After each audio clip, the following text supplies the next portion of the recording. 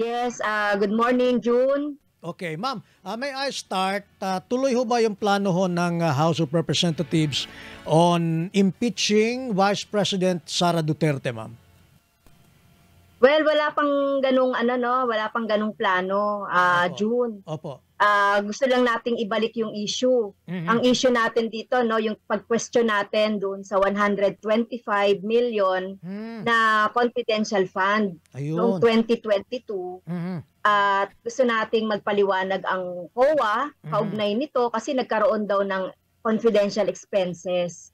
At syempre sa budget briefing ng Office of the Vice President sa sa Wednesday, gusto nating maipaliwanag saan ginastos itong mga tos dahil ito naman ay hindi siya confidential fund. Opo. 125 million confidential fund ba ang classification nito, ma'am? Yes, oo, nakalagay dyan confidential expenses kasi. So ang ibig sabihin, galing yan sa confidential fund. Wala naman po confidential fund noong 2022. Okay. Sige, at least klaro natin, ma'am. Antayin na lang natin yung maging output po naman ng inyong budget hearing, ma'am, no? On Wednesday, budget hearing.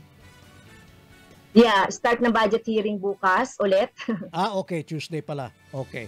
Ma'am, merong panawagan si Finance Secretary Ben Diokno, stop pre-college education on state colleges and universities. Anong take ninyo, ma'am? Well, yung sinasabi niya, no, yung free college education daw ay unsustainable and anti-poor. So, ino-oppose namin ito dahil sa pag-aaral naman naging malaki ang access ng ating mga kabataang estudyante dito sa college and or tertiary education.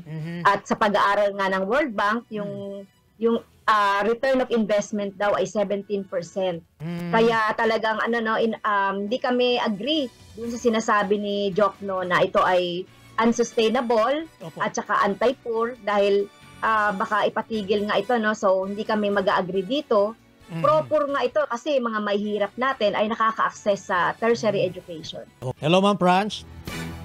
Yes, oo, nandito na ulit ako. Okay, ma'am. Ano ho ang take ng ACT Teachers Party List sa naging directive ni VP Secretary Sara? Tatanggalin natin or tinanggal na kaya ang lahat ng mga wall decors inside public classrooms, ma'am? Yes, June, ito ay unreasonable para sa amin, very excessive. Itong kautusan na ito dahil tingin natin paglabag ito doon sa academic freedom ng ating mga teachers.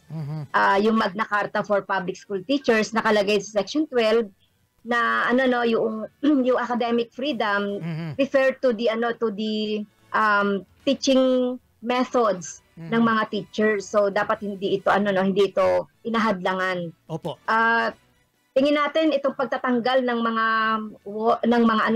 decorations sa mga walls ay hindi makatutulong sa ating mga estudyante dahil lalong-lalo na yung mga estudyante natin ay mga visual learners. Kaya kailangan nila na may nakikita sa walls, no, even yung mga numbers, yung mga letters, etc. So tingin natin ay ito ay labag sa Magna Carta at unreasonable. Okay. Ma'am, merong lumalabas yung senaryo na reduce class hours in order to accommodate yung mas nakakaraming or mas dumadami na mga learners po natin. Okay kaya sa reduce class hours, ma'am?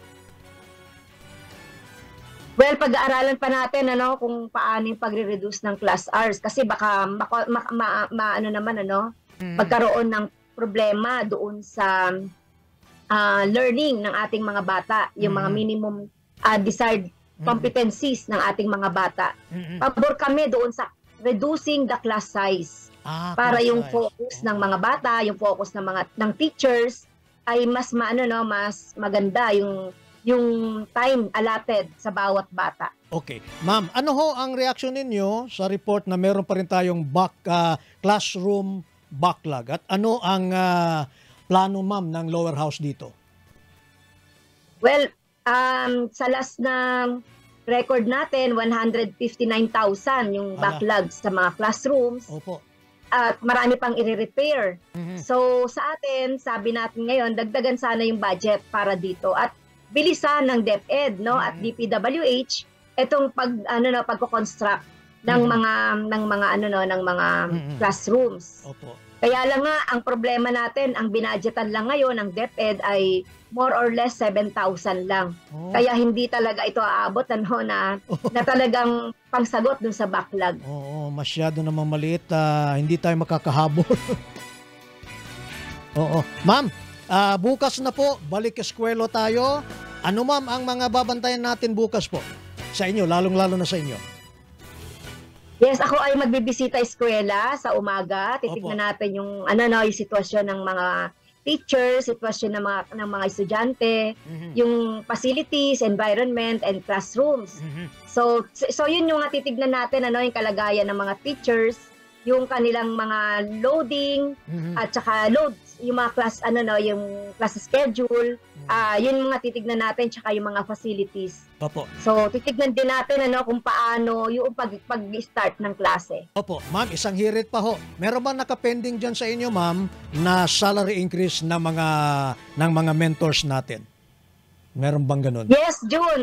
Meron tayo, yung House Bill number 203, yung upgrading of salaries of teachers from salary grade 11 to salary grade 15.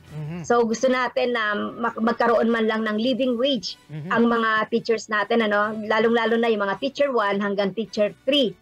Kaya meron pong nakapending at marami din tayong mga kasamahan dito sa Kongreso na may mga the same intent, increasing the salaries of teachers. Opo. Yung sa inyong sinususog, ma'am, ang salary, ang teacher 1 ay magkaano ng entry level, ma'am? At least ay 35,000 June. Opo. At meron pa tayong ipafile, i-upgrade na natin yan sa 50,000. Ayun. Oo, ma'am. Dapat siguro kasi yung pulis na ordinary patrolman, ang entry level, I think, is 40,000 na yata or something. Yes. Tumuntong na sila doon sa mga, tumuntong na sa 30,000. Oo nga, ma'am. Sige, ma'am. Yun lang muna hanggang sa susunod po na pagkakataon, ma'am. Maraming salamat po. Thank you. Thank you, June, at sa iyong programa. Mabuhay. Opo, thank you very much, ma'am. Keep safe po. Si ACT Teachers Party List Congresswoman Maygala, Representative Franz Castro. Kulog Cabildo, straight to the point.